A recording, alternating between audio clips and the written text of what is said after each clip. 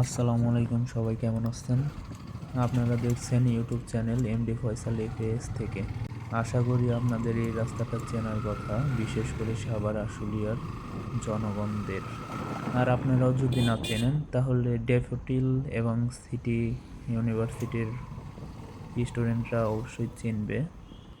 যারা যারা চেনেন সবাই কমেন্ট করেন জায়গাটা আসলে কোথায়। এই রাস্তার যানজট সবারই অতি পরিচিত থাকলেও কোনো সমস্যা নাই, কারণ আমার কাছে রয়েছে বাইক। আর আপনি যদি বাইক বা সাইকেল বাদে এই রাস্তায় আসেন তাহলে পড়বেন একটু বিপদে। বিশেষ করে ড্যাফোডিল সিটি ইউনিভার্সিটির স্টুডেন্টরা জানে এই দুরবস্থা।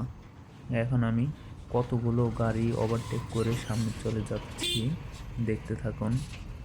নতুন নতুন মোটো ব্লগ করতেছি, এর জন্য সবাই সাপোর্ট করবেন, লাইক কমেন্ট শেয়ার করে যাবেন।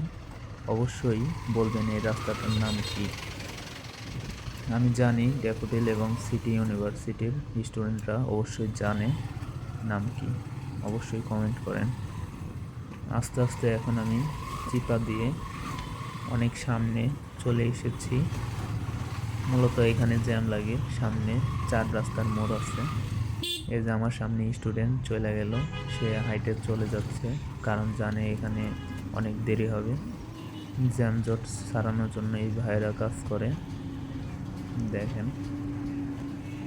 শুধু ওই ভাইয়েরাই কাজ করে না, এখানে নিজ নিজ দায়িত্বে অনেক ভাইয়েরা, সাধারণ জনগণও এখানে কাজ করে যেন জ্যাম ছুটে।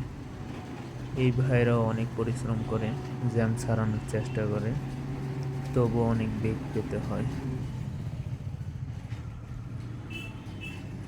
এই ট্রাকটার জন্য আর সামনে যেতেই পারতেছি না, কি করা যায়। ফাঁক পুকুর দিয়ে দেখি ঢোকা যায় নাকি। এই ঢুকছি রে, না, সামনে লাঠি, এই লাঠিটার জন্য সামনে যেতে পারলাম না। এবারও চান্স মিস, এই ট্রাকের আগে যেতেই হবে, না হলে অবস্থা খারাপ। যারা যারা রিক্সায় বসে আছে তারা যে কখন যেতে পারবে আল্লাহ ভালো জানে। এই সামনে চলে গেছি, এই তো এখন যাওয়া যাক, এখন আর জ্যাম নাই।